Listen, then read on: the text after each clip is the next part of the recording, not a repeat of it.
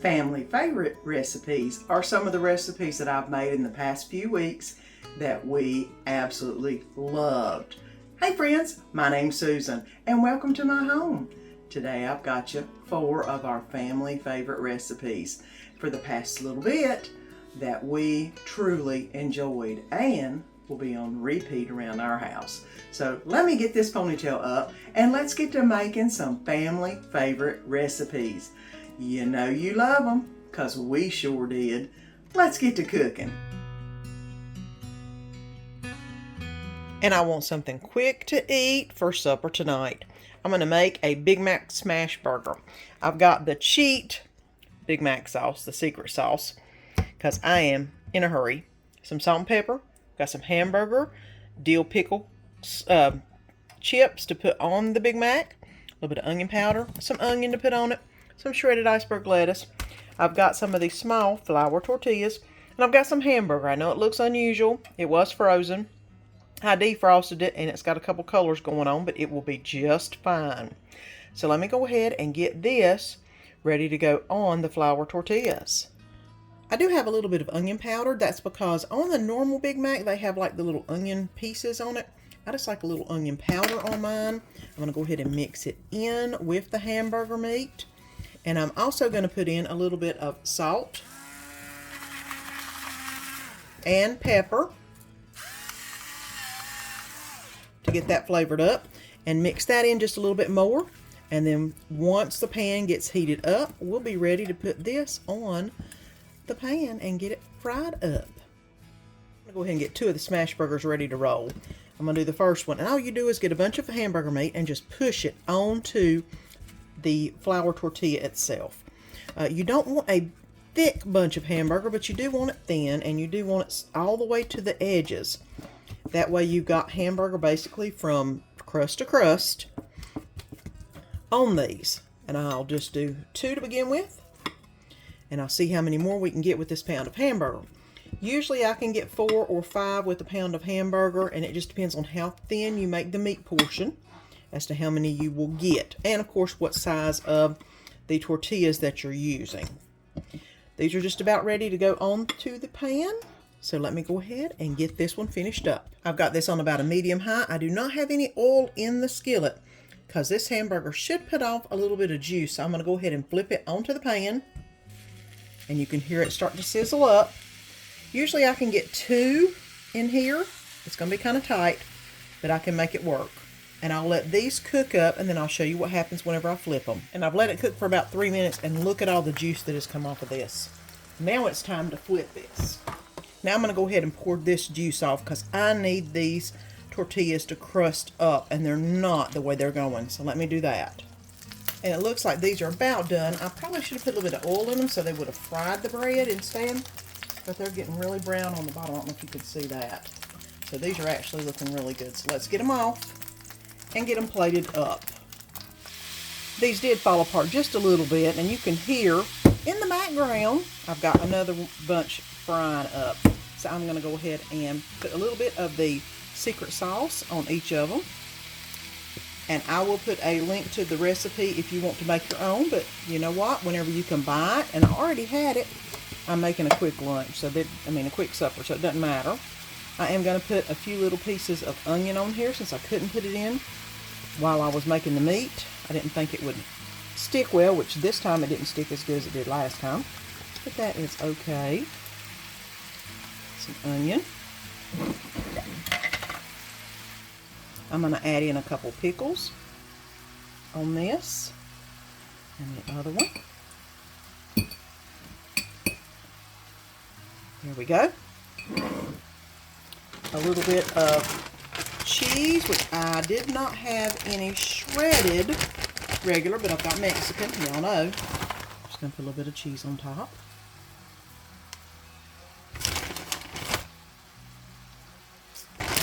And I did have a little bit of shredded iceberg lettuce that I'm going to put on here too. And that is a smash Big Mac. Now the beauty in this is if you fold it, which is very big and hard to fold, you'll see how brown that is. Look at that. So let me go ahead and get these folded up and ready to eat. I love making McDonald's at home. These Big Mac smash burgers were so good. They taste just like the real thing. You know, I love me a Big Mac, and I love these smash burgers. And it is time for another quick supper. I'm not going to make the normal pork schnitzel. I am going to make a Cajun version of pork schnitzel. I've got some breadcrumbs, got a little bit of garlic powder I might put in, some Slap Your Mama, some Zatarain's Creole, all-purpose flour. I've got some of these beautiful boneless pork chops, and I do need some egg. And I think I may need some milk, maybe? Yep, and a splash of milk. But other than that, let's get the dredging stations ready. I've got some oil in the frying pan starting to heat up, and let's get these babies flattened out. Now I have flattened all three of the pork chops with my meat mallet. I use the flat end instead of the serrated end or whatever that is, to make it just nice and flat. And you want to try to get them as close to a 1/4 inch as you want, or as you can. If you get them too thin, they do seem to tear apart. I found that out the hard way. But this looks really good. And I've already got my dredging station together. I've got some flour, some panko, and some eggs with a little bit of milk in them. I'm going to go ahead and season all three of them with salt and pepper, because you know, salt and pepper is always the best seasoning you can put on them, no matter what. And I do have this garlic powder. I think I'm going to put it in the egg, because it calls for garlic powder, but I've got so much seasoning going on in the Slap Your Mama and the Creole that I don't think I'm going to need that. Now, for the flour mixture, I'm going to go ahead and add a little bit of Creole and a little bit of Creole in the panko breadcrumbs. And here's the kicker, the Slap Your Mama. Go ahead and add some Slap Your Mama. Oh, and it smells so good already in here. And in the panko. Now I'm going to, of course, get those all mixed together. And it's time to do the dredge. Now what it does say is you need to do the flour first, which is fine. Try to get everything coated as best you can, which I do. Then you put it in the egg mixture. And all this is going to do is get it ready for the panko. Now the panko is the crispy stuff. So we're going to go ahead and put it in the panko. Make sure that everything is well coated. It's smelling good. You can always add a little bit more of the Slap Your Mama on top, because you know that's what I'm going to do. But here you go. Look at that. I'm going to go ahead and get the other two done and put them on a plate. And if it takes a minute for the oil to heat up, I'll put them in the fridge and let them get cool, because that'll make them sizzle even more. So I'll bring you back when I've got them in the frying pan. And I have got the attention of a little man right here. Let me see how the frying pan is. It feels kind of hot. Not as hot as I would have liked it, but it's getting there. I'm going to go ahead and put the pork chops in, because I don't want them to splatter and spurt. And see if I can't get it to come on up to temp pretty quick, so we can get these things frying up. And this is what it's looking like. I've just had it cooking on kind of medium for a little while, and look how brown that is. I'm going to go ahead and flip these pork chops. I hope I'm not in y'all's way to see it. Being as gingerly as I can, that way I don't disturb any of the coating mix, because that's what's going to make them so good. I could put a little extra Slap Your Mama on there, just a little bit, just to get it going, because y'all know I love some flavor on my pork chops and love some flavor on my food. But this is ready to fry just a little bit longer. Now these have fried up just a little bit, and I've had them on medium heat, because you don't want to over fry your pork chops. But look at that. That one looks pretty good. This one looks nice. I don't know if you can see all that. Look at that. I'm definitely taking that one off. And I'm being careful not to scrape any of that goodness off the pork chop, because y'all know that is all flavor. And then let's see how this one's looking. That one's looking pretty good too. These look amazing. What I'm going to do is take them off the oven, put them in the microwave, let them stay warm for a minute while I got the cheddar, broccoli, macaroni stuff heating up. That way, we'll be ready for supper here in just a little bit. And this looks really good. This is now my favorite way to eat pork. That is schnitzel. It is so good. The Cajun spices were just perfect. Not too hot, but amazing. I've been working outside most of the day, and I am ready for a quick and easy meal tonight. I am going to make a quesadilla taco pizza. I have got some Tostitos salsa to put down on the base. Got some taco seasoning to put in the hamburger meat. I got some onion, some Cholula, some taco sauce, some Tabasco, Mexican cheese, and of course some hamburger that I'm grilling up in the pan. So let's get everything put together. I've got the hamburger already browned up. I'm going to go ahead and add some onion. This is probably 1 or 2 slices of onion to the mix. I do like a little onion in my tacos anyway, and that's just the way it rolls around here. And I'm also going to add in about a packet of taco seasoning mix. And I'm also going to add a little bit of water to go with that. You just want enough to where the hamburger meat is going to be in the water and absorb all the seasonings. And I'm going to go ahead and let this simmer for just a little bit until all the water is absorbed into the meat along with all those wonderful seasoning mixes. That won't take but just a minute. I'm going to go ahead and cover it and get that done. I have browned the hamburger meat. I have added the onion along with the taco seasoning and the water. I've let it simmer for about 4 minutes now. And about all the water is already absorbed into the meat. So now it's time to actually build the quesadilla taco pizza.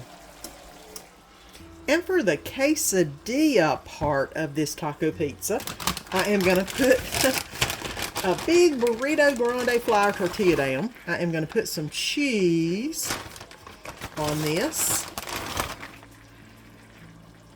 I'm going to make sure that I fill this up pretty well with cheese. I want to make sure that there's plenty of cheese and it sticks to both sides, because I am going to put another one down here in just a second to make the quesadilla. Now I'm going to put the second burrito grande down.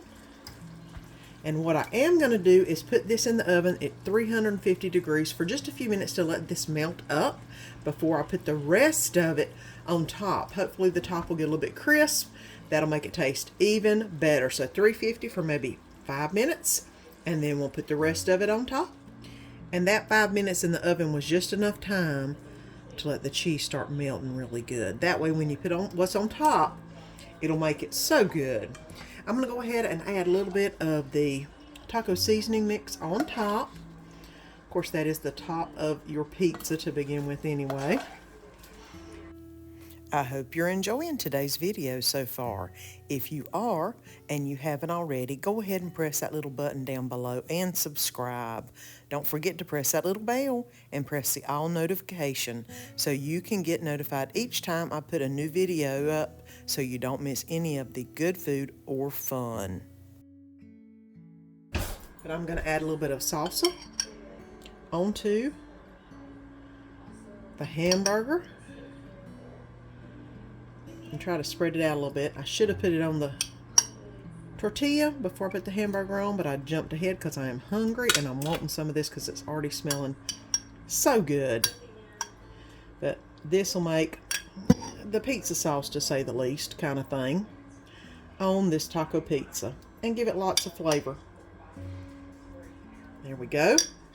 Now you can go ahead and put the taco sauce and all that other stuff on here, or you can wait till you get it out of the oven and do that, which is what I am going to do.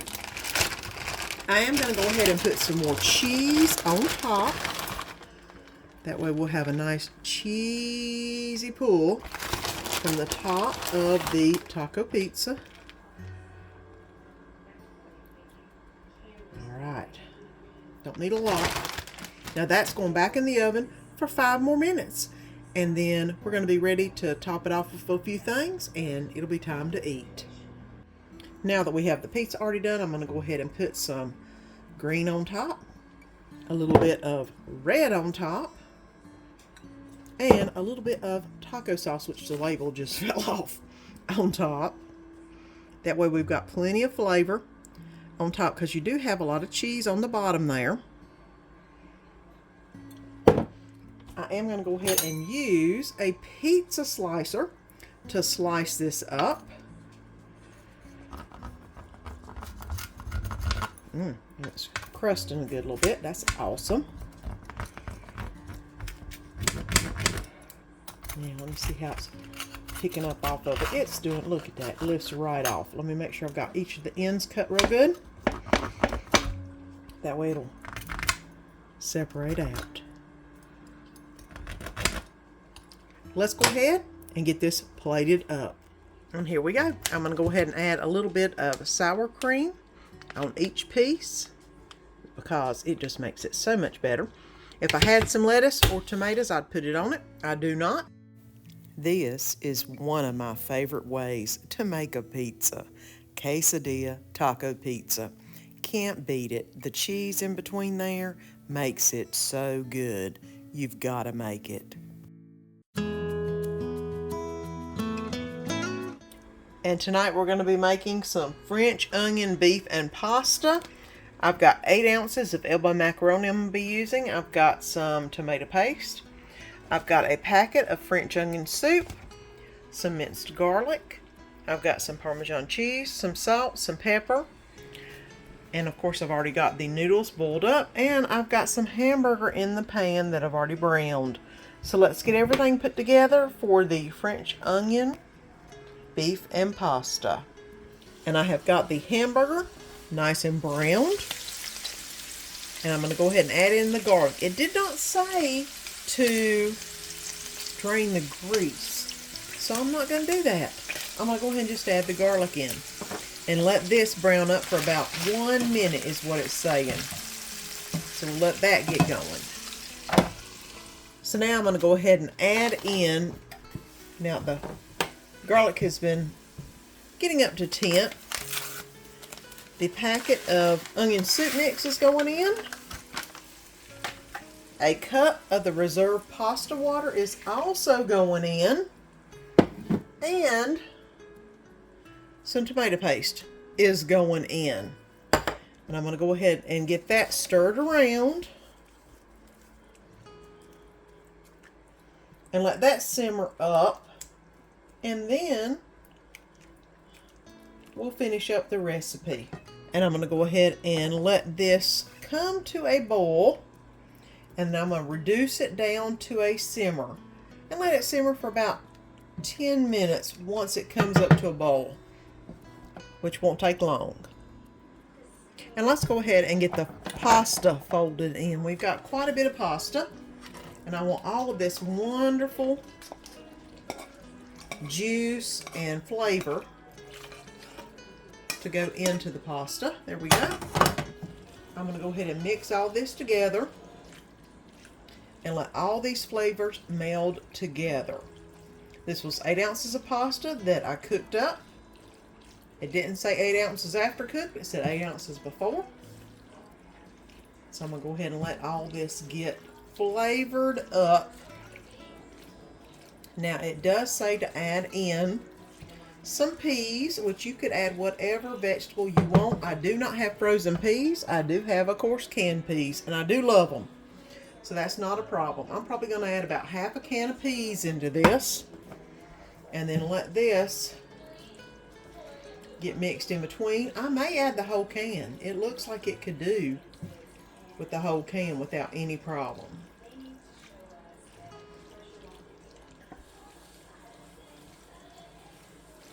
And I do think I am. I love me some peas, so that's not a problem. Danny doesn't like peas. I do. So let me go ahead and get all these peas mixed in amongst all the noodles and the meat and all of the flavors. There we go. And the next thing I'm going to put in is some Parmesan cheese. And I'm going to go ahead and add 1/4 cup of Parmesan cheese into the mix. And of course, stir those all together. There we go. And I'm going to let the Parmesan cheese melt. I think I've got everything nicely stirred together to where everything should have a great flavor. Of course, I'm going to taste it, make sure it tastes good whenever I get it out. And I'll let you know what I think. New recipe to us, but you know, I'm all about easy, quick recipes, and this is definitely one of them. So let me let this set here while it's warm and melt the cheese, and I'll bring you back in just a minute. And here's what it looks like after it's rested just a little bit. And I've already tasted some. This is my kind of food profile. I love this. Let's get it in a bowl. I love the flavor of this with those peas.